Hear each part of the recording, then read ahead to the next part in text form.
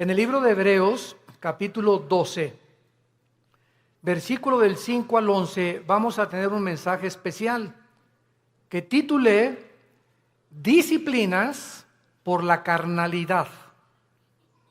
Ándale. Disciplinas por andar de carnal o por la carnalidad, que es una palabra que se usa en 1 Corintios 3, cuando Pablo les llama a los corintios, les hablé como a carnales y no, ¿verdad?, como a personas adultas en Cristo. Vamos a ver en este pasaje, versículos del 5 al 11, y habéis olvidado la exhortación que como a hijos se os dirige diciendo, hijo mío, no menosprecies la disciplina del Señor, ni desmayes cuando eres reprendido por Él, porque el Señor al que ama disciplina y azota a todo el que recibe por hijo. Si soportas la disciplina, Dios te trata como a hijos, porque ¿qué hijo es aquel a quien el Padre no disciplina? Pero si se os deja sin disciplina, de la cual todos han sido participantes, entonces sois bastardos y no hijos. Por otra parte, tuvimos a nuestros padres terrenales que nos disciplinaban y los venerábamos. ¿Por qué no obedeceremos mucho mejor al Padre de los Espíritus y viviremos? Y aquellos, ciertamente por pocos días, nos disciplinaban como a ellos les parecía, pero para lo que nos es provechoso, para que participemos de su santidad. Es verdad que ninguna disciplina al presente parece ser causa de gozo, sino de tristeza, pero después da fruto apacible de justicia a los que en ella han sido ejercitados. Este es uno de los pasajes más ilustrativos de la Biblia, de la forma como Dios trata a todos nosotros, a todos los que nos llamamos cristianos por su gracia y su misericordia. Desgraciadamente, muchos cristianos creen equivocadamente que puedes seguir viviendo una vida cristiana de negligencia espiritual, sin preocuparte por discipularte, ni estudiar seriamente la Biblia, ni tener diario devocionales, ni tampoco una vida consistente de oración.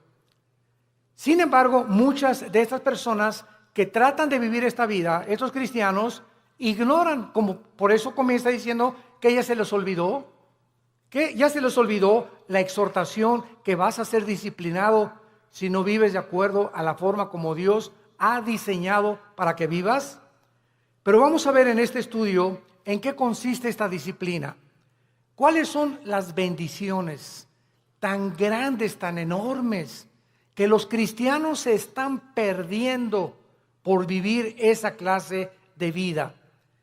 Y podemos preguntarnos también, ¿estos cristianos tendrán consecuencias después de la muerte? Porque tendrán consecuencias en esta vida y hay consecuencias después de la muerte también. O sea, que todos vamos a llegar al cielo y todos vamos a ser recompensados de la misma manera. ¿Qué cosa es lo que Dios usa como disciplina a los cristianos que le han querido abandonar? A los cristianos que le han dicho, Señor, en 3 meses nos vemos. Déjame irme de vacaciones y reventarme en las vacaciones, etcétera, etcétera. Y después de la Navidad te vuelvo a ver, en enero tengo una cita contigo en la iglesia, Señor. El primer domingo comenzamos otra vez la vida cristiana.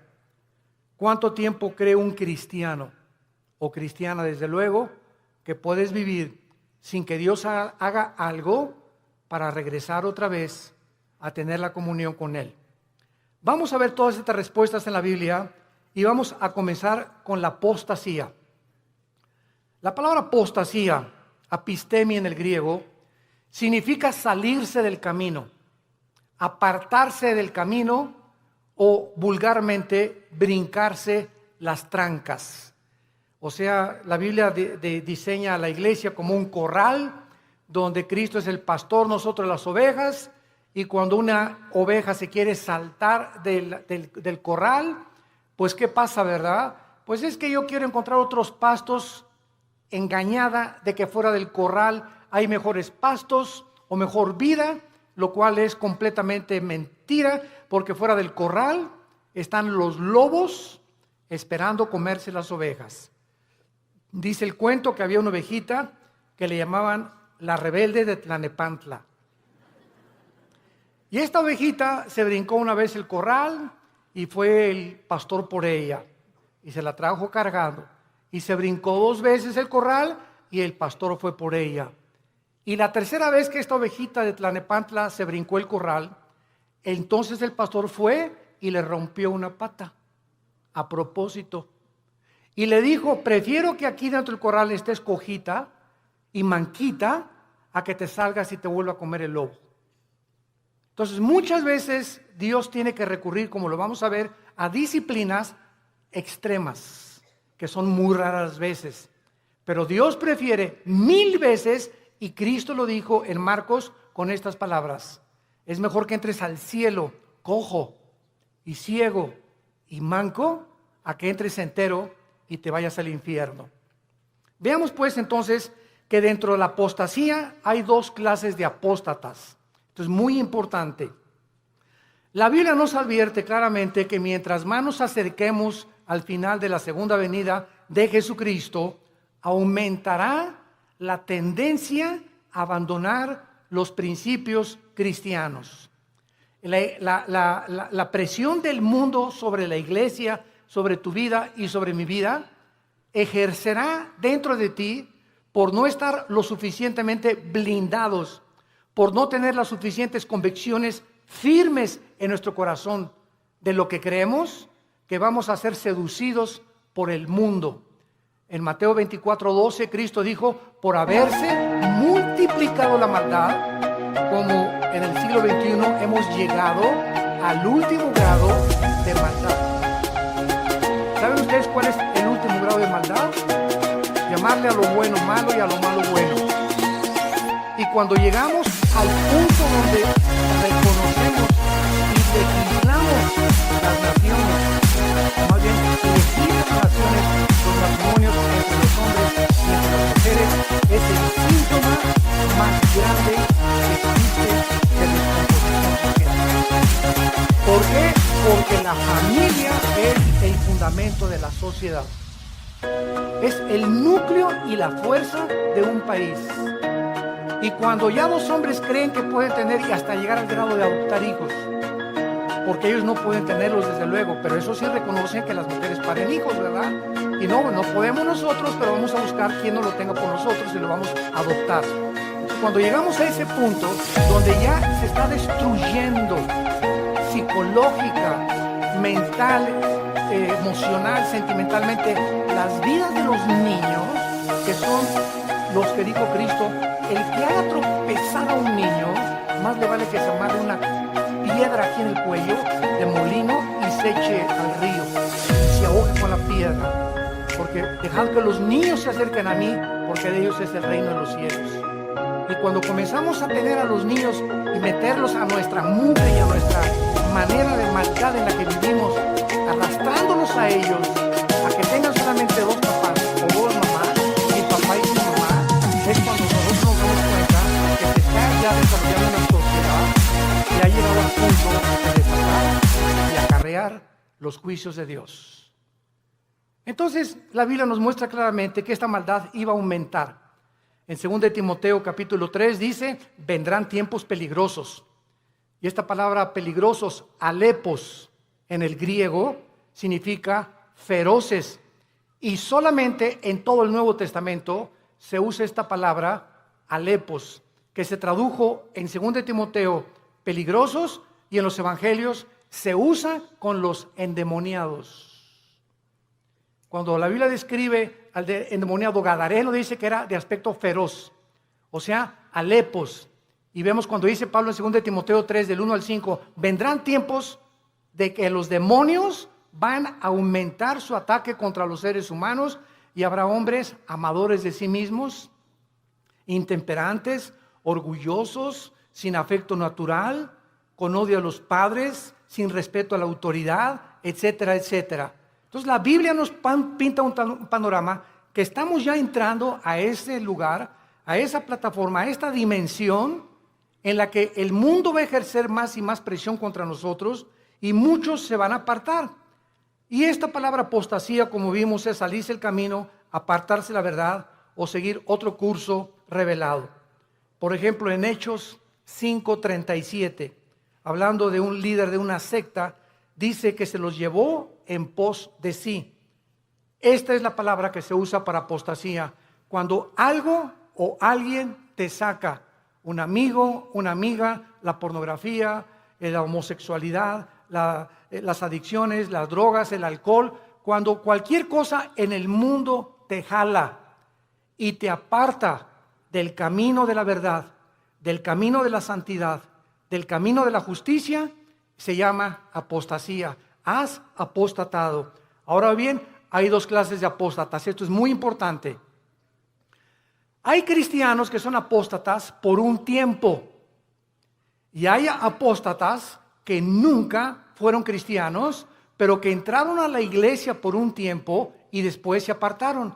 ¿Cuál es la diferencia entre el cristiano que apostató y el que es apóstata para siempre? Como lo vamos a ver a continuación. La diferencia está en que si tú eres un cristiano y te has apartado del camino y eres hijo y eres hija de Dios, pau, pau, pau y pau, y te viene duro. Dios te hace regresar. De la oreja nos trae de regreso.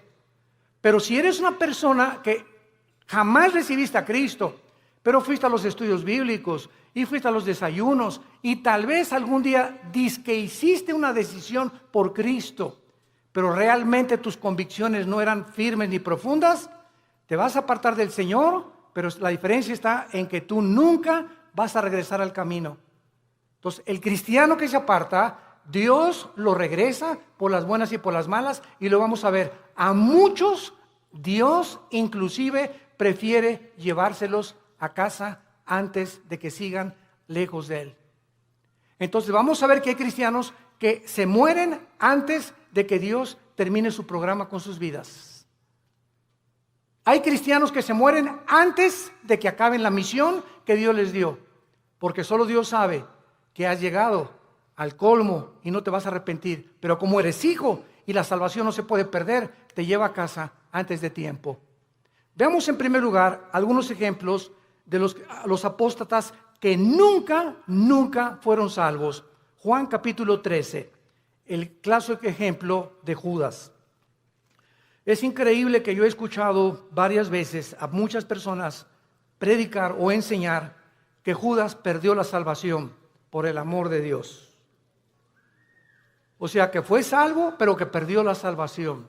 Vamos a ver qué dice la Biblia. En Juan capítulo 13, versículo 10 y 11. Ya Cristo está a punto de entrar a la cruz y al huerto de Getsemaní. Y les dice, el que está lavado no necesita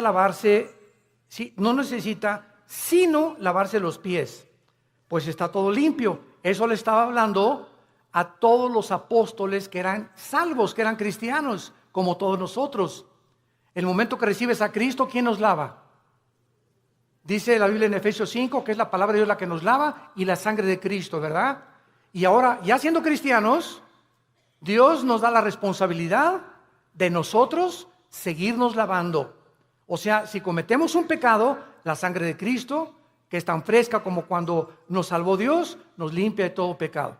Entonces, un cristiano tiene que estar continuamente metiéndose a la regadera, porque diario se nos pega la contaminación del mundo, lo que oyes en tu oficina, con tus amigos, en la escuela, en la universidad, chistes groseros, un programa grosero, desnudos en la televisión, desnudos en el cine. Todo eso entra a nuestra alma y nos ensucia, nos contamina. Y esta suciedad la tenemos que estar sacando para mantener no la salvación, la comunión con Dios. Ustedes están lavados, pero no necesitan sino lavarse, ¿verdad?, los pies. Y vosotros limpios estáis, aunque no todos. O sea, había alguien ahí dentro del grupo de Cristo que no había sido nunca lavado.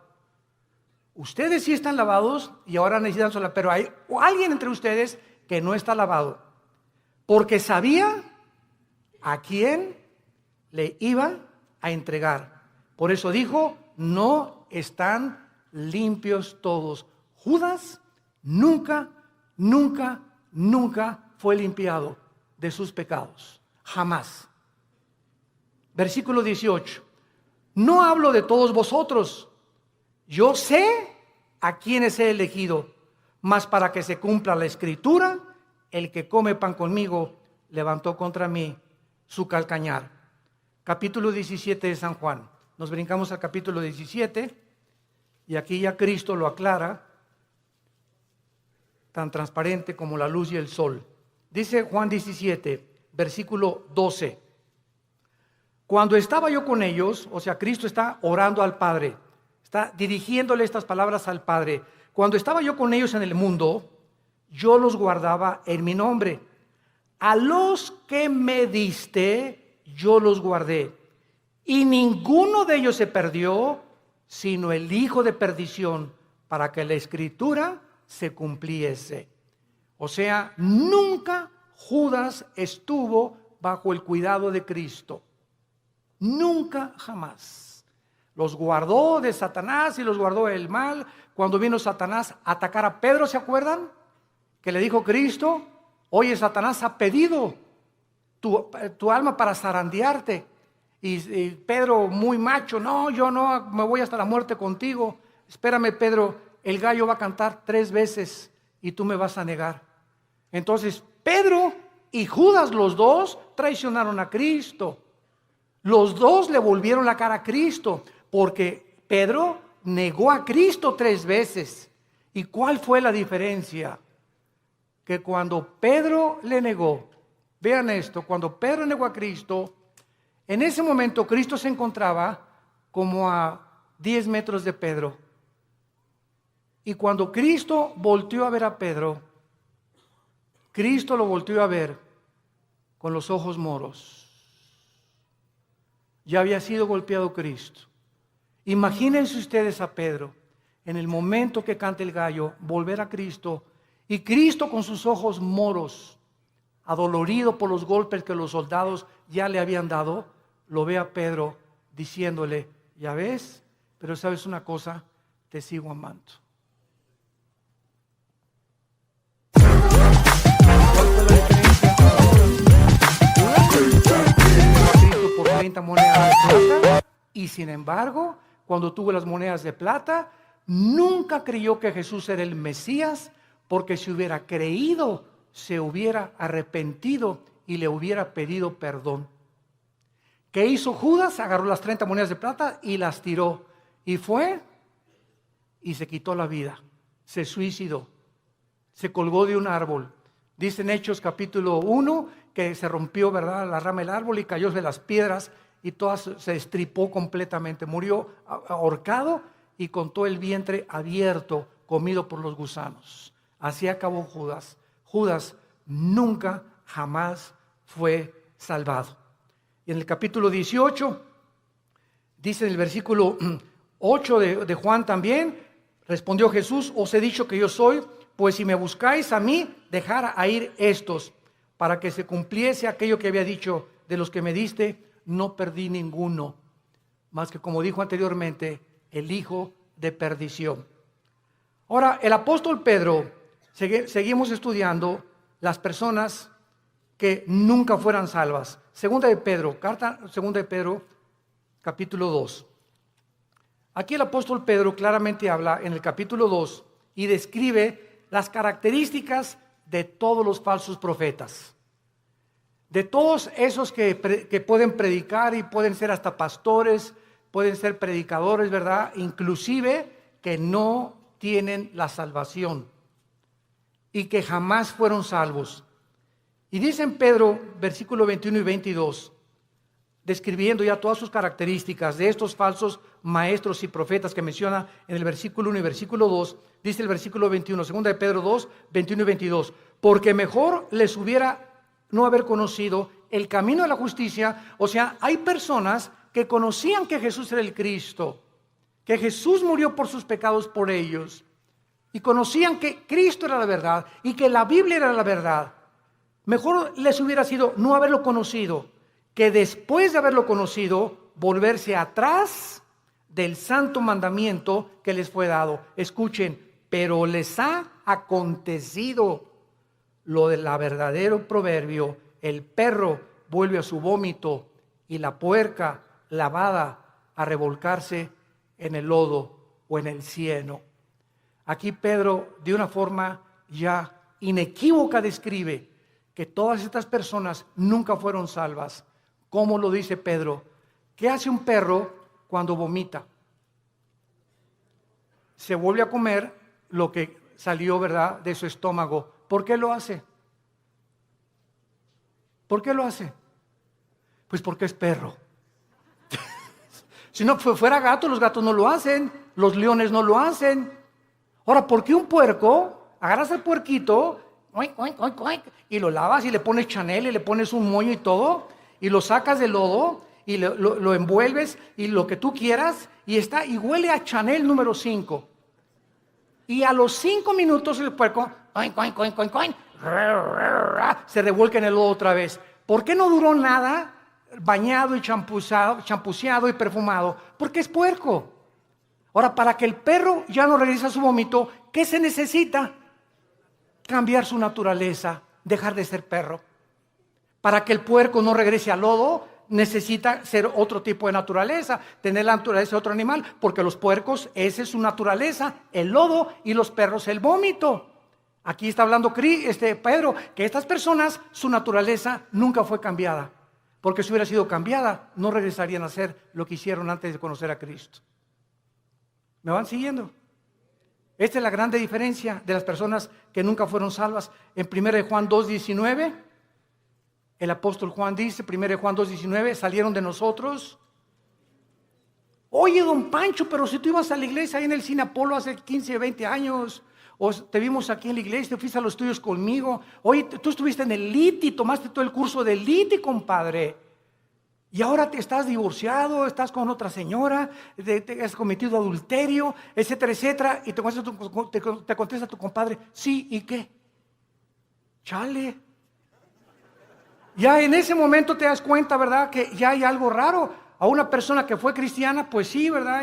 Y me duele, ¿verdad? Y lo que tú quieras, pero estas personas salieron de nosotros, pero no eran de nosotros. Porque si hubieran sido de nosotros, dice 1 Juan 2:19, hubieran permanecido con nosotros. Salieron para que se manifestara que no todos los que vienen a la iglesia son y pertenecen al cuerpo de Cristo. Todas las iglesias, esta y todas las en el mundo cristianas, todas las iglesias, sin excepción, son una mezcla del trigo y la cizaña. Así que el que está a tu lado a la derecha, aunque tengas cara de Santa Rita de Casia, y el que está atrás de ti, que tiene cara en Clodomiro, no son todos lo que aparecen ser. Entonces no te decepciones y no te desilusiones. Ay, ¿qué es en esa iglesia? Nadie me amaba. ¿Y te acuerdas de esa persona? Y así son los cristianos. Espérame tantito, así no son todos los cristianos. Si un avión se cae con un piloto porque iba borracho, no significa que todos los pilotos de American Airlines son borrachos. Si un carro de carrera choca, no significa que todos son tan tontos como el que chocó. Entonces no puedes generalizar. Entonces tenemos que entender eso. La iglesia es una mezcla y no todos son lo que son. Hay un remanente en todas las iglesias de verdaderos hijos e hijas de Dios. Y solo el tiempo dirá verdaderamente quiénes son los que permanecieron hasta el final. Muy bien, veamos ahora los que son salvos. Proverbios capítulo 3, los apóstatas que son salvos, pero que regresan porque son hijos de Dios, y Dios, hay su promesa, al que ama, disciplina.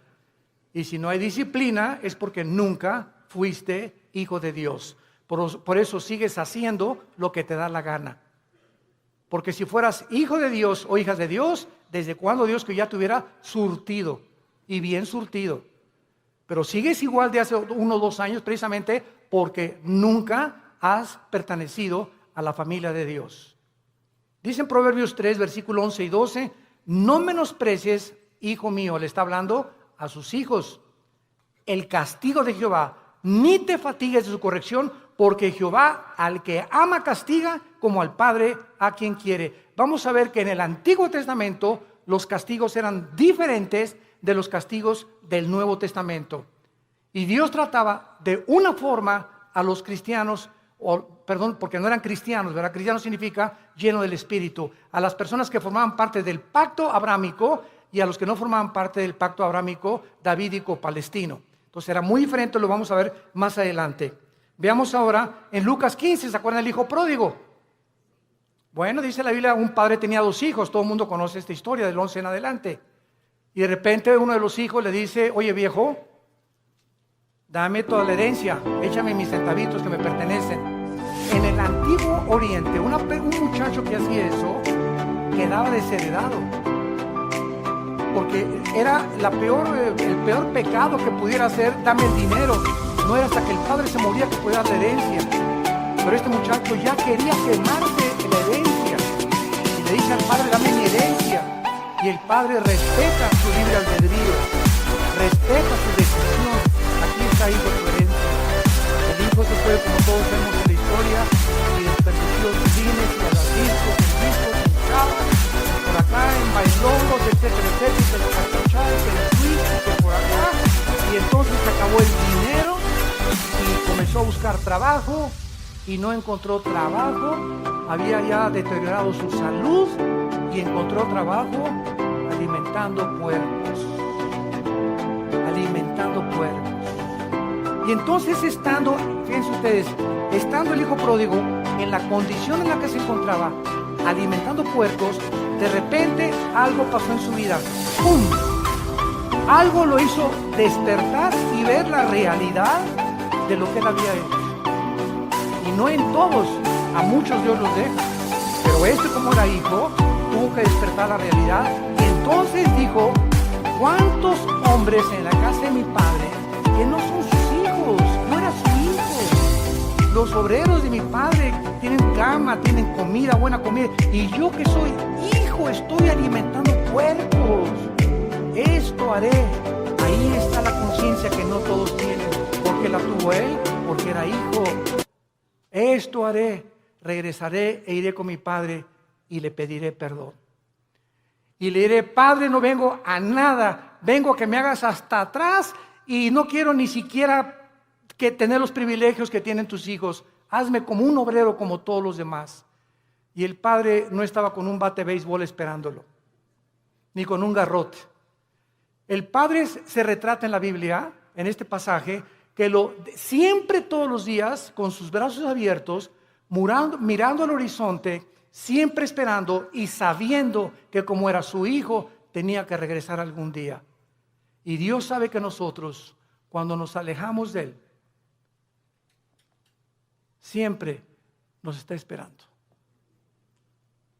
a que regresemos, que le pidamos perdón, porque nos ama, está enamorado de nosotros. Dios está enamorado de nosotros. No te imaginas cuánto te ama Dios, que dio a su hijo. A su hijo lo dio por ti y por mí, para que tú y yo jamás nos alejemos ya de Él. Y cuando nos alejamos, Él prefiere 1000 veces dejarte cojo, manco, hacer algo para que regreses, porque eres su hijo. Y nunca, nunca, nunca nadie nos podrá separar de Él. Nadie, porque somos sus hijos. Y el padre gritó, traigan el mejor becerro y vamos a hacer una fiesta, y traigan un anillo y pónganselo en el dedo, y traigan las mejores ropas, que significa la justicia de Cristo. Y entonces, ¿por qué el hijo regresó? Porque nunca perdió su calidad de hijo, nunca.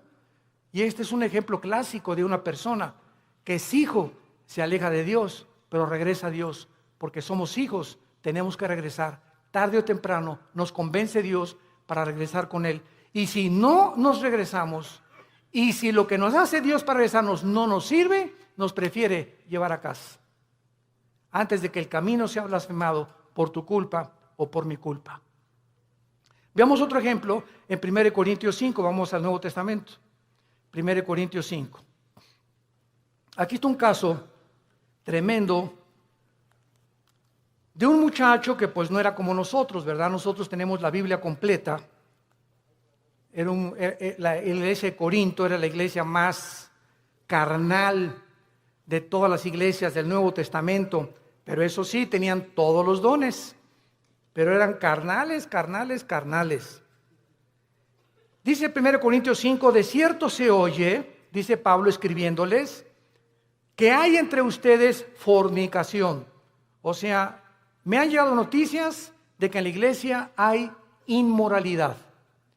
Y tal inmoralidad o tal fornicación, cual ni aún se nombra entre los gentiles, o sea, ni en las personas del mundo, tanto que alguno tiene la mujer de su padre. O sea, había un miembro en la iglesia de Corinto que estaba teniendo relaciones con su madrastra, con la mujer de su papá. Y dice Pablo, y ustedes, les habla a los líderes, están envanecidos. ¿No debieran más bien haberse lamentado para que fuera quitado de en medio de vosotros el que cometió tal acción? O sea, Pablo dice, oigan, ¿por qué no han reaccionado? Ustedes están conscientes que este muchacho está teniendo relaciones con su madrastra y lo dejan seguir asistiendo a la iglesia. ¿Y qué lo debemos de correr? Pues traerlo para enfrente, ¿verdad? Y enfrentarlo con su situación. Ahora tenemos la Biblia y nos damos cuenta que los líderes, cuando sabemos que alguien viene pecado, la iglesia es un hospital y te vamos a ayudar. Pero cuando sabemos que alguien insiste y sabemos que alguien, por ejemplo, si una señora me dice, mi esposo tiene ya 6 meses que es adúltero, hermano, pastor, y ya hablamos nosotros con el esposo, los pastores, y ya le dijimos, mira, estás viviendo en pecado, y sabemos que sigue en adulterio, la disciplina de Dios es decirle a esa persona, tú no puedes entrar a la iglesia, porque puedes entrar porque es un hospital, si colaboras con el doctor para que te cure. Pero ¿de qué te sirve ir al hospital? A que te pongan benditas y que te pongan curitas, y saliendo del hospital te las arrancas y te las quitas. Y regresas con el doctor, oiga, ya le he puesto 3 curitas, pues es que no me gustan, entonces ¿para qué vienes conmigo? Si no quieres que te cure, ¿para qué vienes al hospital? Y así es la iglesia, un hospital de almas enfermas que necesitan sanidad de Dios. Y dice más adelante el versículo 3, ciertamente dice Pablo, yo, como ausente en cuerpo, pero presente en espíritu, ya como presente he juzgado al que tal cosa ha hecho, en el nombre de nuestro Señor Jesucristo, reunidos vosotros y mi espíritu con el poder de nuestro Señor Jesucristo, el tal sea entregado a Satanás para destrucción de la carne. Vean ustedes con mucha atención lo que sigue, a fin de que el espíritu sea salvo en el día de Cristo o en el día del Señor. ¿Qué estaba diciendo Pablo? Que cuando una persona es disciplinada por los pastores en la iglesia y es sacada de la iglesia al mundo, lo sacas del corral, afuera del corral están los lobos. Y Dios le da el permiso a Satanás de atacar a esa persona y quitarle la vida. Y quitarle la vida. Pero el espíritu es salvo porque era hijo de Dios. A fin de que el espíritu sea salvo. Aquí está un muchacho que iba a morir en pecado, pero como la salvación no se pierde, se va al cielo antes de tiempo. ¿Por qué? Porque la salvación que nos ha dado es por gracia. Para que nosotros seamos salvos y entendamos esto, no puede haber ninguna obra buena antes de la salvación, ni ninguna obra buena después de la salvación, para que nosotros seamos mantenidos siendo salvos. Cuando alguien me dice que la salvación se puede perder, les digo, bueno, es que tú no has entendido el pacto de Dios. Antes de Cristo, ¿cómo fuiste salvado? ¿Qué hiciste para ser salvo? Nada, no hizo nada, y Dios te salvó. Bueno, ya eres salvo. Y ahora me dices que ahora me tengo que hacer buenas obras para mantener mi salvación. No, de ninguna manera. Si hay alguna sola obra que tú hagas para decir que esas obras están manteniendo en el camino de la salvación, entonces ya estás atrayendo mérito sobre tu vida y le robas la gloria a Dios. Las buenas obras que hacemos después de que somos salvos no son para mantener la salvación, son como el fruto de nuestra santificación. Efesios 2:10, porque para buenas obras hemos sido llamados, las cuales preparó Dios de antemano para que anduviéramos en ellas. Entonces, las buenas obras que yo hago después de Jesucristo implican y dan testimonio que soy hijo de Dios, pero no hago buenas obras, ni me porto bien para decirme, Señor, ya pequé, ya perdí la salvación, ya perdí el nuevo nacimiento, mañana nazco de nuevo, ¿verdad? O ya pequé, el Espíritu Santo ya me selló, pero ya se fue porque ya perdí la salvación, pero el año que entra que regrese a ti, me vuelves a sellar, ¿verdad? Imagínense ustedes este estado tan absurdo espiritual de una persona. Entonces, si pierdes la salvación, ya no vuelves a ser renacido de nuevo, ya regresaste a la eternidad, otra vez al estado en que te encuentras. ¿Puede un bebé que nazca regresar al vientre de su madre otra vez? Imagínate, no me gusta aquí afuera, mejor me regreso adentro. Y el bebé lo meten dentro de la panza de la mamá, ¿verdad? De la matriz de la mamá. Es absurdo, es exactamente la salvación. Veamos otro ejemplo en Santiago capítulo 5, de personas que son cristianas, pero pecaron, pero están en peligro muy grave de ser disciplinados por Dios. Santiago 5, versículo 19 y 20. Hermanos, ¿a quién le está hablando? A hermanos, a cristianos.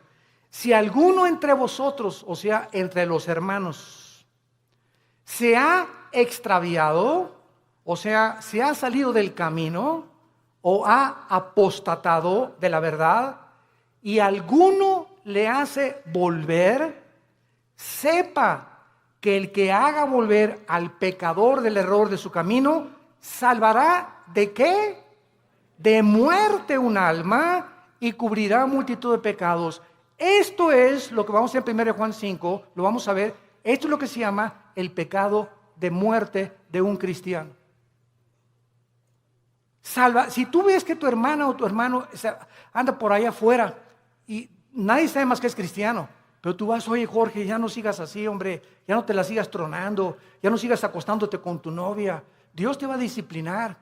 Y si tú convences a esa persona de que regrese al pecado, lo estás salvando, porque si ese que tú vas a exhortar sigue ese camino, Dios no tarda en llevárselo a casa antes de tiempo, o que le venga algo serio en su vida para que lo haga recapacitar y regresar a Dios, o llevárselo a casa antes de tiempo.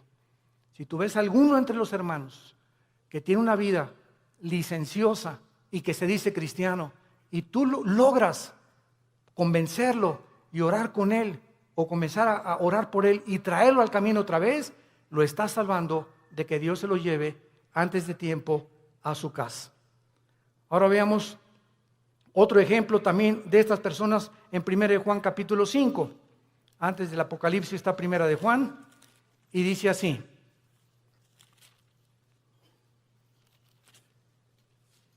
Primero de Juan capítulo 5, versículo 16. Si alguno viere, ¿a quién? A su hermano, otra vez a un cristiano.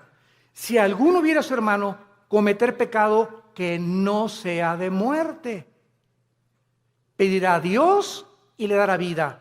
Esto es, para los que cometen pecado que no sea de muerte. Hay pecado de muerte por el cual yo pido que no se pida, o por el cual yo digo que no se pida. Vean ustedes la diferencia. Hay cristianos que solo Dios sabe que aunque tú vayas y los exhortes, no van a regresar a Dios, pero son cristianos. Están tan endurecidos y tan aferrados al adulterio o a esto, o a la fornicación o a aquello, que solo Dios sabe, que porque solamente Dios conoce el corazón, que no van a regresar. Y entonces hay muchas personas que Dios sabe que no van a regresar y ya no les pone a los demás hermanos orar por él. Así que mientras tú tengas ganas de orar por alguien, significa que ese pecado no es de muerte todavía.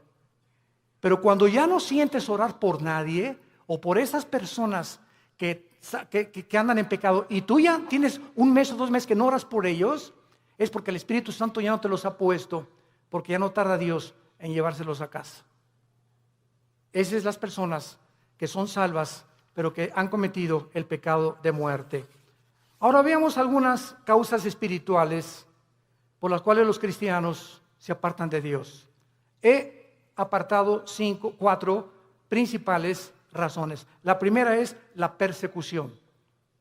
Juan capítulo 15, 18 al 19. Si el mundo los aborrece, sepan, nos está hablando los hijos de Dios, que el mundo me aborreció a mí.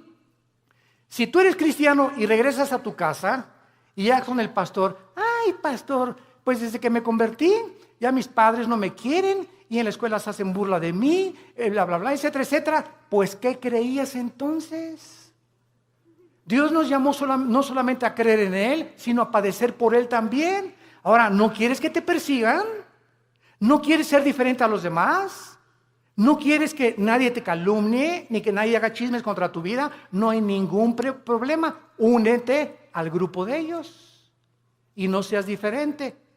Pero si eres diferente, te van a perseguir y te van a calumniar y nos van a inventar cosas contra nosotros porque el mundo odia a Cristo y nos odia a nosotros que somos sus representantes. Y esta persecución hace la que mucha gente, no, pues yo prefiero mejor, no. Y contestas, ¿es cierto que tú eres cristiano y que andas con los aleluyos? No, mira, bueno, soy cristiano, pero no soy exagerado, no estoy así en un extremo. Estoy conociendo a Cristo y comienzas a poner pretextos y avergonzarte y decirles, sí, ¿y qué? ¿Te gustó? ¿No les gustó? Qué bueno, me da mucho gusto, me da tristeza como ustedes viven. He encontrado a mi Salvador. ¿Por qué nos habíamos de avergonzar de aquel que en la cruz dio su vida desnudo por nosotros? Él no se avergonzó por nosotros. ¿Y tú te avergüenzas de Él porque tu familia te persigue? ¿Porque eres diferente a tu familia? Entonces, esta persecución hace que muchos se alejen del Señor. Número 2, la negligencia de la palabra de Dios. Hebreos capítulo 2. Ya la Biblia no la lees desde hace 2, 3 semanas. Ya la lees allá nomás el domingo. Ya no tienes un devocional diario con el Señor. Y dice Hebreos 2. Por tanto, es necesario que con más diligencia atendamos las cosas que hemos oído. No sea que nos deslicemos.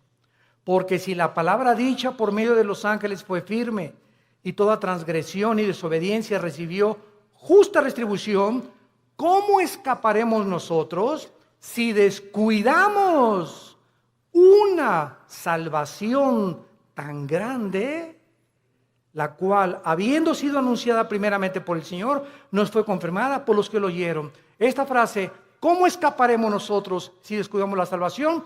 Muchos la han atribuido a que si se pierde la salvación. Nos está hablando Dios, ¿cómo escaparemos de su disciplina? Lee también Hebreos 12. Al que ama Dios disciplina, y si no hay disciplina no eres hijo, eres bastardo. Entonces, ¿cómo escaparemos? ¿Cómo crees que te vas a escapar de Dios habiendo sido cristiano ya? Si tú descuidas tu vida devocional con Dios. Número 3, la amargura. Hebreos 12:15. La amargura es otra causa de alejarse de Dios. Mirad bien, Hebreos 12:15, que ninguno de ustedes deje de alcanzar la gracia de Dios. Qué tremendo. Dejar de alcanzar la gracia de Dios. ¿Cómo?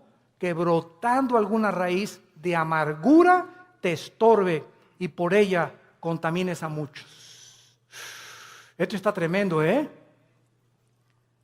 Hermano en Cristo, hermana en Cristo, tú y yo no podemos darnos el lujo de odiar a nadie.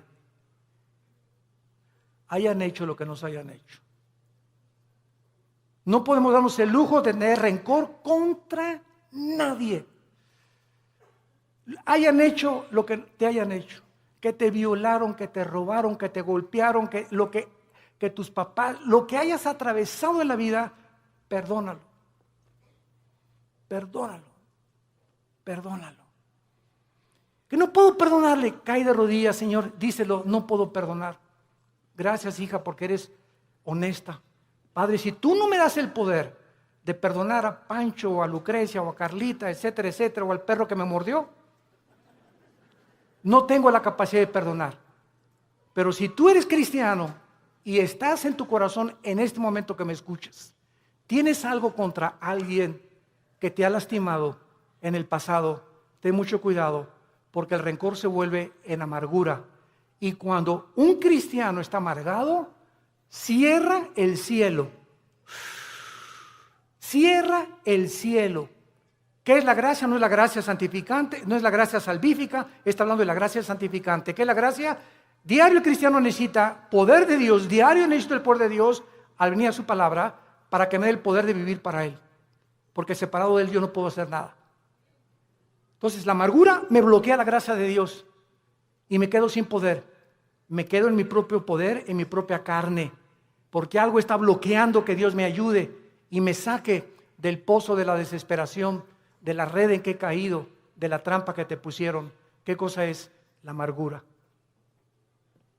Es el más grande veneno en la vida de un cristiano. Y número 4, el amor al dinero. Primera de Timoteo 6, versículo 10.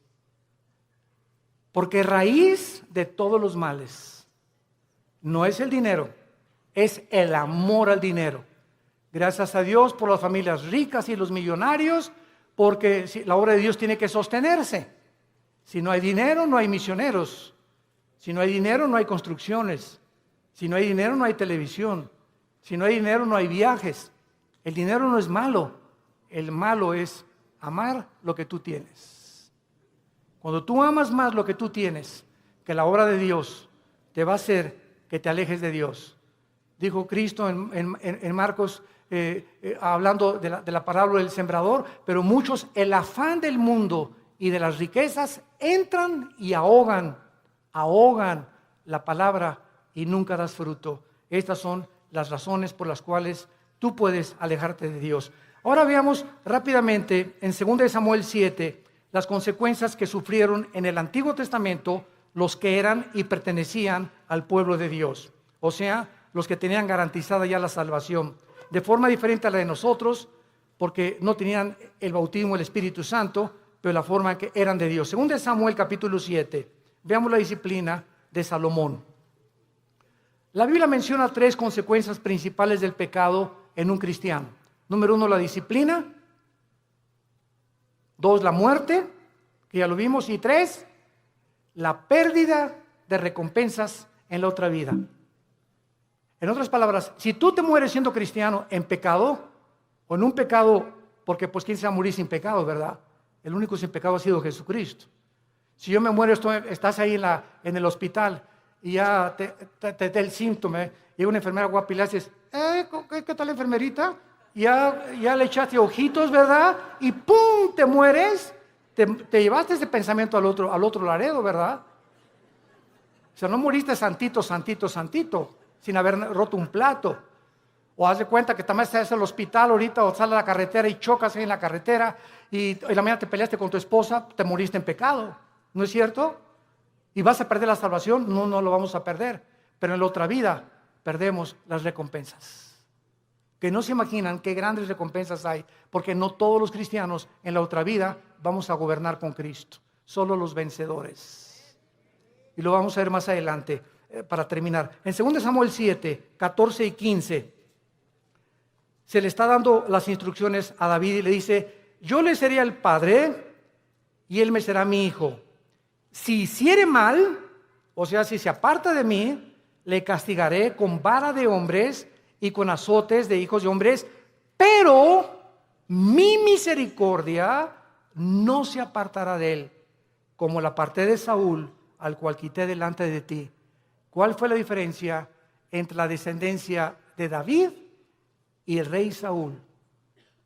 ¿Cuál fue la diferencia entre Pedro y entre Judas?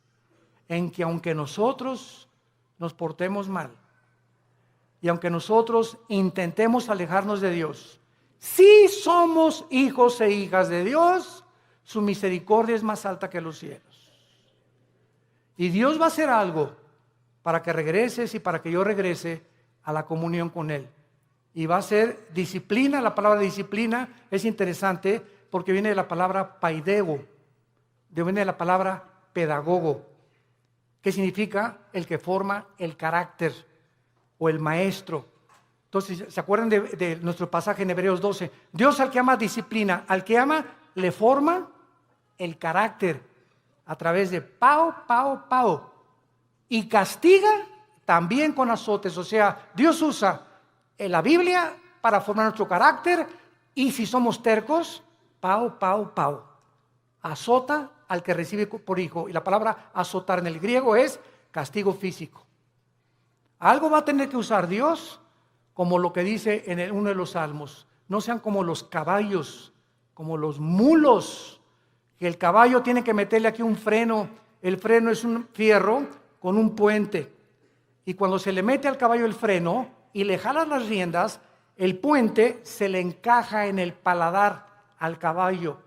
Y el caballo, cuando asocia el dolor, se para y le obedece al jinete. Si no,